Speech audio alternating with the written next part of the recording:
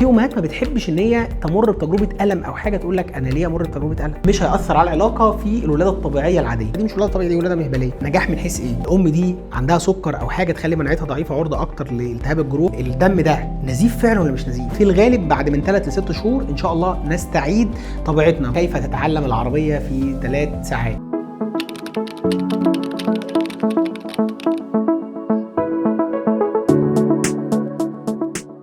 ليه بقى احنا زي ما بتقول كده ما بقناش نسمع الولاده الطبيعي كتير؟ ده للاسف لان في ناس، يعني احنا دايما في حاجه اسمها جايد لاينز او ارشادات طبيه معينه. الجايد لاينز دي بتدينا اوقات معينه وليميتس معينه عشان خاطر نبدا ناخدها عشان خاطر الولاده تتم بشكل سلس وسليم. في امهات كتير قوي قوي قوي ما بيحبوش يستنوا حتى لاخر الحمل، يعني هو بيبقوا يعني هم شايفين ان هم تعبوا لدرجه ان هم مش قادرين يستنوا، فيقول لك انا عايز اقول لك قيصري واخلص. في امهات ما بتحبش ان هي تمر بتجربه الم او حاجه تقول لك انا ليه امر بتجربه الم، ما انا اولد قيصري واخلص. هو ده الحقيقه عندنا احنا في الارشادات الطبيه بيقول لك ايه؟ بيقول لك لازم لما يحصل ده، كان زمان بيقول لك ولدها قيصري على طول، دلوقتي بيقول لك لازم تاسس هل الام دي بتمر باكتئاب او مشكله، هل هي واعيه للقرار اللي هي بتاخده ان هو كويس ولا لا.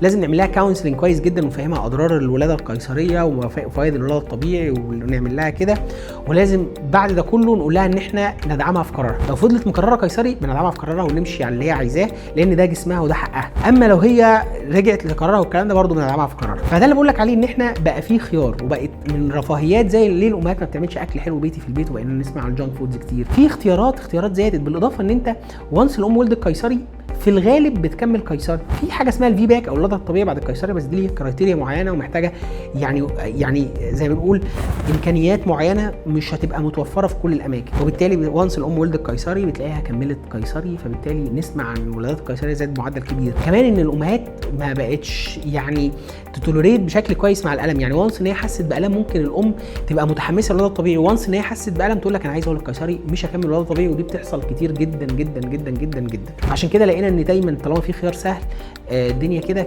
ليه بره بقى كده؟ بره ممكن يفرضوا شويه عشان خاطر الانشورنس والحاجات دي كلها وحاجات ماديه والكلام ده كله، فما يبقوا يعني ممكن تدفع فلوس في بعض الاماكن لو هي تولد قيصري بناء على رغبتها، لانها المفروض تولد طبيعي. ايه الفرق ما بين الولاده الطبيعيه والولاده المهبليه؟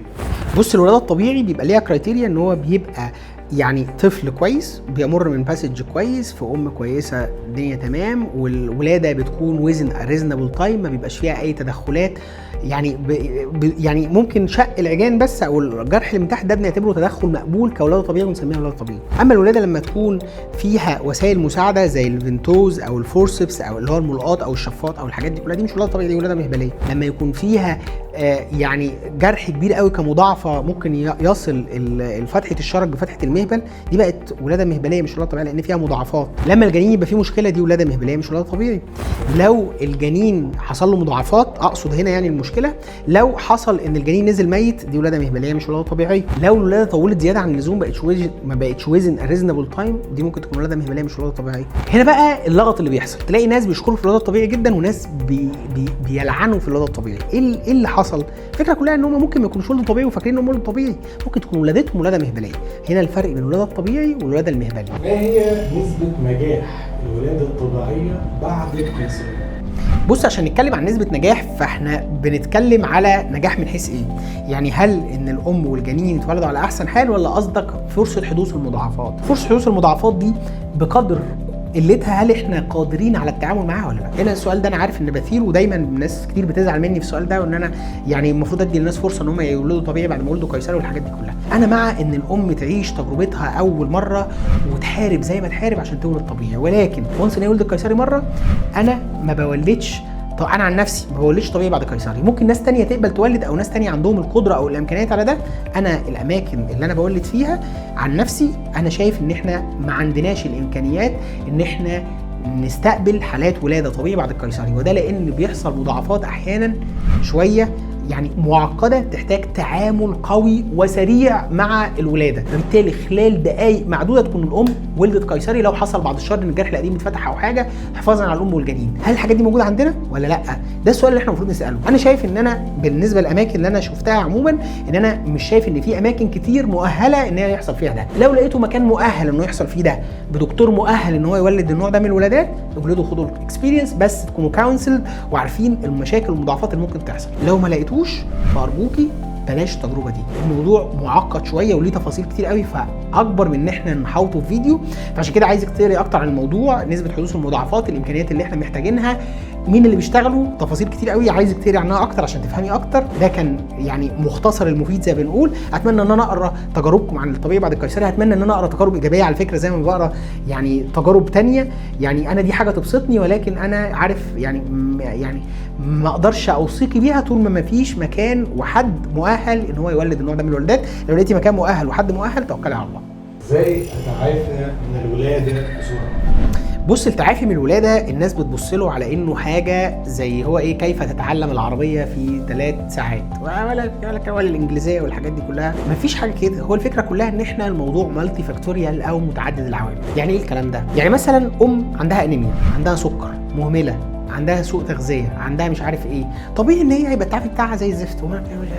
واحد يبقى صريح معاها ولا انت الدنيا مش تبقى حلوه. طب لو محافظه على نفسها، حتى لو جالها سكر محافظه عليه، الدنيا كويسه، الامور كلها في طبيعتها، مفيش انيميا، امورها كويسه، ماشيه على العلاجات، وزنها كويس، الدنيا تمام، التعافي بتاعها يبقى ممتاز. فكره التعافي مش لعبه ساعة وكيف تعافي من القيصرية في ساعتين خالص. القصة كلها بتبدأ من أول تجهيز الحمل لحد رحلة الحمل والفحوصات اللي بنعملها والمتابعات، لحد السبلمنتس اللي الدكتور ممكن يكتبها لك أو الأدوية اللي ممكن الدكتور يكتبها لك، لحد ما بعد الولادة، ولحد حاجات خاصة بالولادة زي تكنيكس الجراحة والحاجات دي كلها. فالموضوع زي ما بنقول عليه متعدد العوامل، ومفيش كيف تتعافينا من القيصرية في 3 ساعات.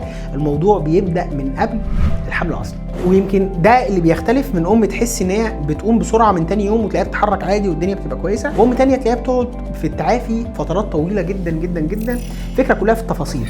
اهتمي بالتفاصيل واسمعي الكلام وتابعي كويس، وهتلاقي ان شاء الله امور كويسه. انا منتظر اسمع تعليقاتكم عن موضوع التعافي بعد الولاده سواء طبيعي او قيصري، وهبقى متحمس جدا ان انا اشوف ارائكم في الموضوع ده وتجاربكم في الكومنتات. يعني منتظر اجاباتكم ان شاء الله. ازاي اتعامل مع جرح الولاده؟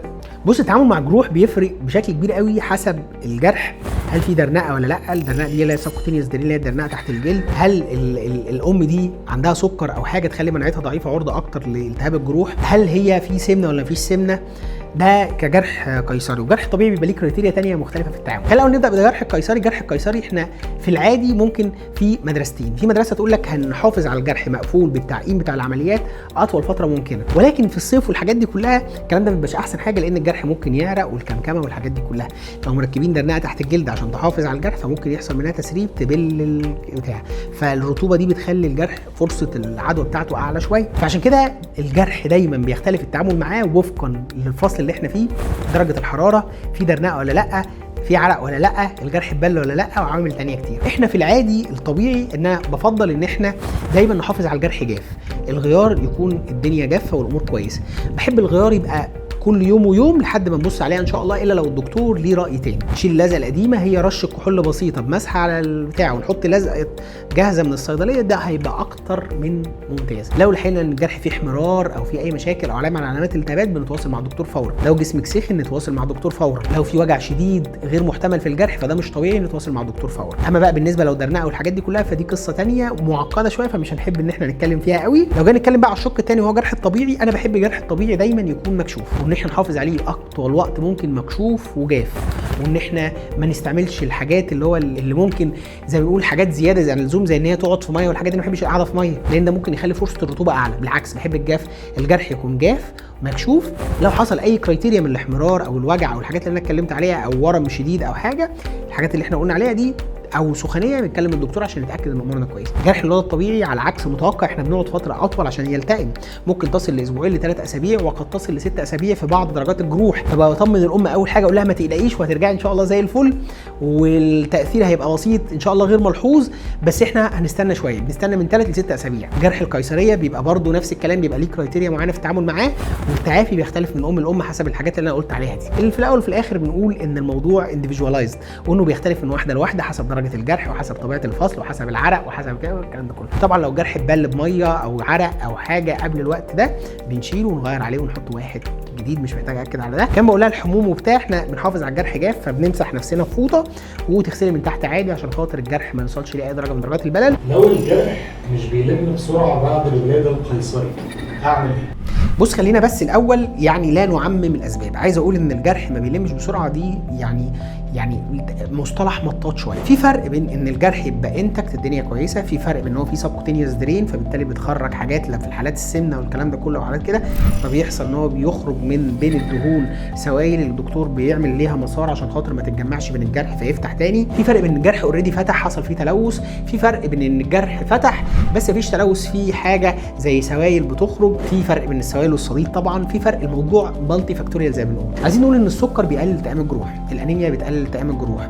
كنا بنولد في مكان مش احسن حاجه يعني كتجهيزات والكلام ده ممكن يزود من التئام، ده ممكن ياخر شويه من التئام الجروح لو حصل تلوث او حاجه. في حاجات بنعملها زياده عشان خاطر نحسن من التئام الجروح، زي ان هو بعض الحالات المناعه بتاعتهم قليله بنشيل بنغسل جسمنا بحاجات طبيه، مواد طبيه معينه الدكتور هيقول لك عليها ببعض الحالات عشان تحسن شويه من الكلام ده كله. لازم نهتم بنظافه الجرح، التغيير على الجرح، لازم ناخد الادويه او المضادات الحيويه اللي الدكتور قال لنا عليها لو في مشكله او حاجه. وعايز اقول لك برغم ان احنا احيانا ممكن ناخد بكل الاسباب والعوامل، الا ان في بعض الحالات ممكن يتاخر التئام جرحها. بنتكلم هنا تحديدا عن حالات السكر. حالات السكر احنا متوقعين ان الجرح يتاخر التئامه شويه. في حالات ثانيه زي الانيميا متوقعين برضو ان التئام الجرحي ما يكونش بالسهوله بتاعت الحد العادي اللي ما عندهاش انيميا. في كمان حاجات زي ما قلنا لو الجرح اتلوث او حصل فيه اي مشاكل. فاللي عايز اقوله ان مفيش حاجه ستاندرد لكل الناس، ولكن احنا بنشوف فين السبب، فين المشكله، وبنبدا نشتغل عليها عشان خاطر كده. طبعا انت تنصحني بايه عشان الجرح يلتئم بسرعه والدنيا تبقى كويسه؟ انصحك ان انت تتابعي. لو عندنا سكر نمشي على الادويه بتاعته، نخلي الامور كويسه ونستعمل، نقول للدكتور عشان الدكتور هيعمل شويه بارامترز كده يقول لك عليها، ان احنا نحافظ ان احنا الانيميا بتاعتنا ما تبقاش فيه انيميا اصلا، ولو حصل انيميا نحاول نحافظ عليها قدر المستطاع ان هي تكون وذن رينج، ان احنا نحافظ على ان احنا نولد في مكان كويس، ان احنا نسمع كلام الدكتور. لازم نشيل الشعر قبل الولاده بكام يوم كده لو ولاده قيصريه ونطمن الدنيا كويسه. لازم نختار الجراح الكويس عشان خاطر الامور تبقى كويسه. نسمع كلام الدكتور في الغيارات، نسمع كلامه في الادويه. عوامل كتير قوي تخلي الدكتور كويس، ولكن دي وظيفه الدكتور، فانت ما تقلقيش طالما بتولدي مع دكتور كويس هو هيراعي كل البارامترز دي ان شاء الله. اهم حاجه ان انت تسمعي كلامه وتسمعي تعليماته وتتابعي معاه، وان شاء الله امورك كلها تبقى زي الفل ان شاء الله. هل طبيعي يحصل نزيف بعد الولاده؟ وايه مدته؟ بص، احنا كلمه نزيف كلمه مطاطه شويه، فاحنا ما بنقدرش نحدد هل احنا بالنسبه لنا الدم ده نزيف فعلا ولا مش نزيف. في قدر من الدم بيطلع بعد الولاده لاي يوم، القدر ده هو الدكاتره او التمريض بيبقوا عارفينه كويس. الدم ده لو زاد زياده عن اللزوم بيبقى ليه اسباب. النزيف ده قد يكون نزيف بعد الولاده على طول، قد يكون نزيف متاخر شويه ثانوي بعد الولاده بكام يوم، ممكن يكون ناتج عن ان هو الرحم شويه ما بينقبضش بقوه كافيه فبناخد شويه ادويه عشان خاطر ينقبض، ممكن يكون ناتج عن زي ما بنقول جروح او حاجه فبنسميه تروماتيك، ممكن يكون ناتج عن اسباب كتير قوي. طب احنا بنعمل ايه عشان خاطر نحافظ على النزيف؟ اول حاجه انت دي مش وظيفتك، يعني انت لما تروحي تولدي ما تلاقيش الدكتور بتاعك هيتابع ده كويس جدا جدا جدا عشان يتاكد انه ما يحصلش نزيف. ولو حصل نزيف ده وارد جدا ان هو يحصل نتيجه حتى عوامل جسديه زي ان الرحم ما بينقبضش كويس، فبالتالي بنعمل ايه؟ الدكتور بتاعك هيحافظ على انقباضيه الرحم من خلال ان هو يعمل لك او يخلي حد يعمل لك مساج بشكل مستمر، ناخد الادويه بتاعتنا نتابع ونشوف كميه النزيف والحاجات دي كلها. طيب احنا دلوقتي ايه اللي بيحصل؟ انا مش عايز اخوفك والله، هو في سيكونسز بتحصل من اول ان احنا ناخد الادويه وهكذا وهكذا وهكذا وهكذا لحد مراحل بعيده قوي قوي قد تصل بعد الشهر ان احنا نشيل الرحم. ولكن احنا في الاول خالص انت ما تقلقيش ان شاء الله، فرصه ان الرحم يتشال ونوصل للمرحله دي قليله جدا، فمش ده مش ده الشائع ان هو يحصل. انت بس تتابعي مع الدكتور وان شاء الله الدكتور يبقى كويس. لازم ده يدينا اهميه ان احنا نحافظ على الهيموجلوبين بتاعنا كويس وما يبقاش فيه انيميا، عشان لو فقدنا دم الموضوع ما يزيدش زياده عن اللزوم او ما نحتاجش نقل دم او حاجه. وان شاء الله حتى لو احتاجنا نقل دم امورك سهله وبسيطه، ودي حاجه شائعه ان هي تحصل ولكن مش الاشيع. احنا عايزينك تساعدينا عشان خاطر ده ما يحصلش، بان انت تسمعي كلام الدكتور، ما يبقاش فيه انيميا، تولدي في مكان كويس، يكونوا بيتابعوا كويس جدا بعد الولاده عشان خاطر حتى لو حصل نزيف يلحقوه في اوله. ولو النزيف اتكرر المفروض تخش العمليات ويتبص عليكي كويس عشان نتاكد ان مفيش اي جروح او حاجه مسببه النزيف ده. يعني العلامات في حاجات كتير قوي، تفاصيل كتير قوي، انا لو قعدت اتكلم فيها عن النزيف يعني الموضوع ممكن نكتب كتاب عن النزيف والشوك والحاجات دي كلها وازاي بنتعامل معاها وتفاصيل كتير قوي. انا شايف ان هي ما تهمكيش، على قد ما يهمك حاجه واحده بس، حافظي على نفسك خلال الفتره بتاعه الحمل، ان انت تبقي مفيش انيميا، ان انت تاخدي الادويه بتاعتك بشكل منتظم، ان امورك تبقى طيبه. ساعه الولاده ولدي في مكان كويس نظيف، مكان يكون فيه يعني زي ما بنقول المعايير بتاعه الحفاظ على امانك وسلامتك ومتابعتك بشكل كويس، عشان لو في نزيف حتى نكتشف اوله فالامور تبقى اسهل وايسر بكتير، وانك تكون عندك ثقه على حرفيه الدكتور بتاعك وان هو بياخد ديسيشنز كويسه وان هو ماهر بشكل قوي وعنده الامانه ان هو ان شاء الله هيعمل لك احسن حاجه ممكنه. غير كده ما تشغليش بالك خالص باي حاجه، واستمتعي ان شاء الله في تجربه الحمل، وان شاء الله ربنا ييسر لك الامور وتبقى تجربتك تجربه كويسه ويجنبك كل المساوئ والمضاعفات. لو انت بقى قصدك هنا على النزيف اللي هو الدم اللي بينزل زي دم الدوره اللي بنسميه دم النفاس، فده وارد جدا انه يحصل. في ناس بيقطع عندهم بدري، في ناس بيكمل عندهم لحد ال40، في ناس اكتر من ال40. الموضوع مالتي فاكتوريال، ولكن يجب في الاول وفي الاخر ان احنا نكون على درايه وعلى تواصل جيد مع الدكتور بتاعنا عشان نشوف عدد البادز اللي بنستعملها ونتاكد ان مفيش اي شكل من اشكال النزيف ان شاء الله. هل الولاده الطبيعيه بتسبب تهتك في المهبل؟ يمكن من اكتر الحاجات الشائعه او الحاجات المنشوره في مجتمعاتنا هي فكره الخوف من التهتك بتاع المكان، ومكان هيوسع هيرجع زي ما كان ولا لا. مع ان سبحان الله ربنا سبحانه وتعالى ضرب لنا مثلا في نفس المنطقه في نفس المكان عند الراجل ممكن يحصل له انتصاب فيتمدد المكان بشكل كويس قوي تلاقيه رجع لطبيعته. هل بيحصل تهتك او حاجه؟ لا خالص. ربنا سبحانه وتعالى يعني هو المكان ده مخصص لده، هو قادر ان هو يتمدد بشكل كويس يخرج البيبي وبعد كده يرجع لطبيعته. احنا المشكله كلها بتحصل احيانا لما بندفع الامور في غير مكانها، او بنعمل يعني سلوكيات غلط في الولاده، او بنتصرف غلط او انما الطبيعي الحاجه الطبيعيه لما الامور تمشي بهدوء وبسلاسه والامور تمشي كويسه كل حاجه بترجع لطبيعتها. طب التعوير اللي بتحصل، عايز اقول لك ان المكان ده يعني سبحان الله بتلاقي الالتئام فيه كويس جدا جدا جدا وانس ان احنا رجعنا كل الامور لطبيعتها، وان المكان ما تقلقيش هيرجع كل حاجه لطبيعتها، وان حتى لو حصل توسع بسيط مش هياثر على العلاقه في الولاده الطبيعيه العاديه غير الولاده المهبليه اللي احنا اتكلمنا عليها من شويه، ان احنا استعملنا مشفاط او فورسبس اللي هو بيقولوا عليه الملقاط او الحاجات دي كلها. الولاده اللي بتمشي سالكه كويسه الامور تمام والدكتور بتاعك قال لك الدنيا كويسه ان شاء الله الامور تمشي وهي كويسه. المشاكل كلها بتحصل من الولاده اللي احنا زي ما قلنا عليها اللي هو المهبليه مش الطبيعيه. التهتك اللي بيحصل زي ما انت متخيلين لو الدكتور بتاعك ان شاء الله كويس ونحسبه كذلك هيلم لك كل حاجه وهتلاقي الامور كلها رجعت لطبيعتها، ولكن اللي بيحصل في 9 شهور مش هيرجع في يوم وليله. دعي جسمك يعود لطبيعته واديله وقته، وده اللي احنا بنقول عليه بيحصل خلال فتره النفاس. ما تقلقيش من الولاده الطبيعي لو امورك كويسه. لو الدكتور شايف ان في مشكله تمنع الولاده الطبيعي هيقول لك والله عندنا 1 2 3 4. طول ما الدكتور بتاعك بيقول لك الطبيعي احسن فخليكي في الطبيعي لانه احسن. انا متشوق بقى اسمع ارائكم عن الولاده الطبيعي وتجربتك فيها، وعايز الناس تلمس من الكومنتات الطمانينه عشان خاطر يتشجعوا ويعرفوا ان الامور مش زي ما تبدو، وان الناس الكويسه اكيد مش هيقول كل الناس احنا كويسين والله يا جماعه والكلام ده كله. انا عايز اسمع تجارب ايجابيه يا جماعه في الكومنتات ارجوكم. امتى اقدر ارجع امارس تاني الرياضه بعد الولاده؟ بص احنا في العادي بنقول للام ممكن تستعيد الاكتيفيتي بتاعها يعني بعد اسبوع الحاجات البسيطه، ولكن الاكتيفيتي الاقوى شويه او الرياضه بنسيبها كاستمايزد حسب كل ام. يعني في ام كويسه تعافت بسرعه امورها كويسه مفيش انفلاق عضلي الدنيا تمام. الوالده طبيعي غير الوالده قيصري، فعشان كده انا بقول في الغالب بعد من 3 ل 6 شهور ان شاء الله نستعيد طبيعتنا، بس بشرطين ان احنا ما نشيلش حاجه تقيله ولا نعمل مجهود زياده عن اللزوم الا باستئذان الدكتور بتاعك. غير كده انا عايزك تستاذني الدكتور، ممكن يقول لك ترجعي بدري عن كده، ممكن يقول لك متاخر عن كده، ممكن يقول لك شويه تمارين تتجنبيها، ممكن يقول لك ما تشيليش حاجه تقيله. كل ده حسب كل ام، احنا اجسامنا مش زي بعضيها، فعشان كده يعني الموضوع كاستمايزد ومالتي فاكتوريال زي ما بنقول. انا عايز اسمعكم في الكومنتات وتقولوا لي تجربتكم عن استعاده نشاطكم بعد الولاده، هبقى سعيد جدا ان اقرا كومنتاتكم. اشوفكم على خير. هل في تمارين تتعمل بعد الولاده عشان الرحم يرجع طبيعي؟ بص الرحم عضله، العضله دي عشان خاطر شالت البيبي 9 شهور، فاللي حصل في 9 شهور لما البيبي كده مش هيرجع في يوم وليله. فالام لو حطت حتى ايديها هنا كده هتحس حاجه عامله زي البرتقانه كده ولا حاجه. ده الرحم يا جماعه، الرحم هيفضل يرجع بشكل تدريجي لحد ما يرجع لطبيعته ويخش جوه الحوض وما تبقيش قادره تلمسيه. هل في تمارين؟ لا، عضلات الرحم هي قادره ان هي تنقبض لوحدها طالما احنا امورنا كويسه. طب تمارين التعافي، عايز اقول لحضرتك ان انت تعملي النشاط اليومي والتمشيه والحاجات العاديه دي اكتر من كافيه. مش عايزين نشيل حاجه تقيله ولا نروح للجيم ولا حاجه، لما نستاذن الدكتور بتاعنا عشان يتاكد ان شاء الله ان امورنا كويسه. الحفاظ على النشاط اليومي مع الاكل الصحي حاجه ضروريه جدا ومهمه جدا. في حاجات بقى الناس تقول لك حزام البطن، حزام البطن انا بحب اكتر لو امورنا كويسه والدنيا طيبه اسيب عضلات البطن ترجع تشتغل وترجع تلم البطن تاني عشان العضو الذي لا يستعمل يضمر. احنا لما نستعمل حزام البطن وما نخليش العضلات تشتغل ممكن العضلات ما تبقاش باقوى حاجه. بالعكس انا عايزك تستعملي الحزام عشان لو خارجه مشوار وحد ممكن يعلق تعليق سخيف ايه ده هو نسي بيبي جوه ولا ايه ولا حاجات كده، يعني ما يبقاش فيه حاجه سخيفه تضايق. ولكن اول ما نروح البيت شيلي الحزام مفيش حاجه. حياتك عادي خالص، عايز عضلاتك ترجع تشتغل. تمارين بعد الولاده احنا حسب الولاده الطبيعيه ولا قيصري، وحسب في انفلاق عضلي ولا لا، الدكتور بتاعك هيقول لك امتى نرجع. في العادي بنرجع من بعد 3 ل 6 شهور بشكل تدريجي، بشرط ان احنا ما نشيلش حاجه تقيله. في كرايتيريا كده الدكتور هيقول لك على التمارين بتاعتنا، اذا لم يكن هناك مضاعفات فاسيب القرار للدكتور امتى نرجع وايه الكرايتيريا بتاعت التمارين نرجع ليها. ازاي اتعامل مع اكتئاب ما بعد الولاده؟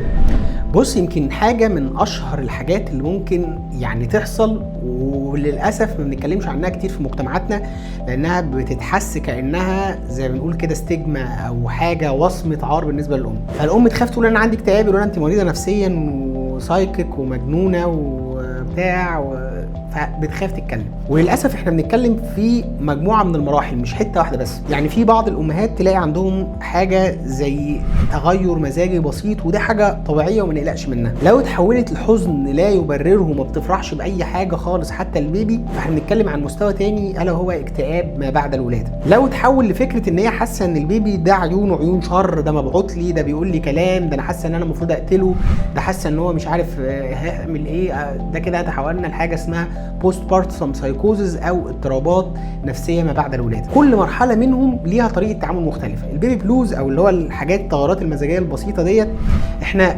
بنتعامل معاها عادي خالص، بنحاول نسبورت الام، نحاول نشيل عنها، نخليها تنام كويس، نحاول نشيل عنها المهام المنزليه والحاجات دي كلها، نحاول نشوف هي نفسها في ايه ونعمله لها. ده بتبقى سبورت من الاهل اللي حوالينه، واحيانا ممكن نديها حاجات تساعدها بسيطه. لو اكتئاب ما بعد الولاده بنخش في مرحله علاجيه، وممكن ناخد علاجات وبنبدا نحط عينيها علينا شويه ونتاكد ان امورنا كويسه مفيش اي مشاكل او حاجه تدخلنا في المرحله اللي بعديها اللي هي اضطرابات نفسيه ما بعد الولاده او البوست بارتم سايكوزز. وانس ان احنا دخلنا بوست بارتم سايكوزز فاحنا كده في خطر على الام او على الجنين. ويمكن نسمع كتير عن حوادث ام بتولد وبعد كده بتقتل عيالها، الناس تقول سبحان الله اللي بيحصل ده مش عارف ايه وشوف حصل ايه والكلام ده كله. فده للاسف ده جهل، لان هي حتى نفسها تعمل ده غصب عنها، ده بيبقى اضطرابات نفسيه ما بعد الولاده. وعشان كده بقول الموضوع خطر على الام والابناء. في حاله البوست بارتم سايكوزز لازم الام تحجز في مستشفى عشان لا تمثل خطر على نفسها وعلى ابنها. عشان كده بنقول دايما ما تلوموش الام ولا تخلوها تخاف تتكلم. دايما لو الام كلمتكم بحاجه كده جواها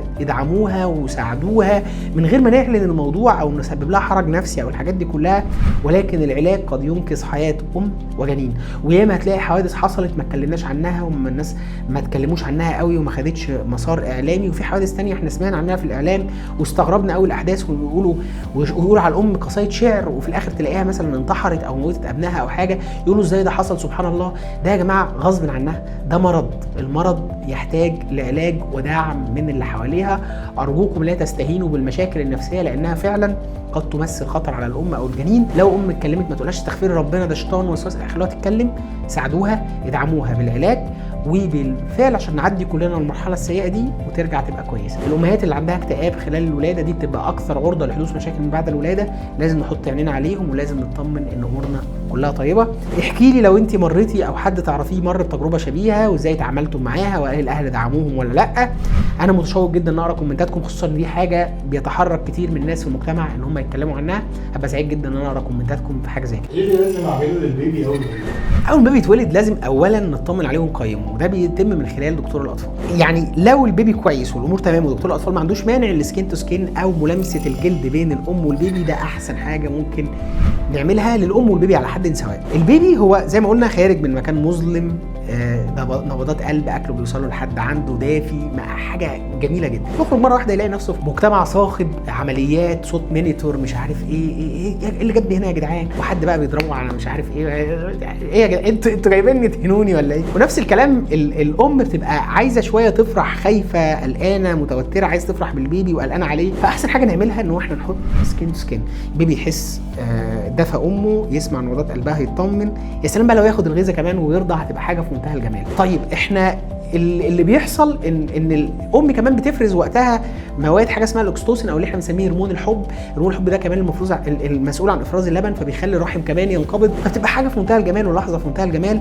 بتبقى ترانزيانت زون او منطقه انتقاليه للبيبي من المجتمع الجميل الدافي الحلو للمجتمع اللي بره مع الحاجات الكتير اللي احنا عارفينها. فعشان كده بننصح اول حاجه تحصل بعد ما نطمن على البيبي وبعد اذن دكتور الاطفال السكين سكين كونتاكت. انا بقى عايز اسمع منك عملت ايه بعد الولاده، وهل كانت السكين سكين عملتيه ولا ما عملتوش، كان تجربه ظريفه ولا لا، واحكينا عن تجربتك. متشوق ان انا اسمع قصصكم وحكاويكم عن الموضوع ده.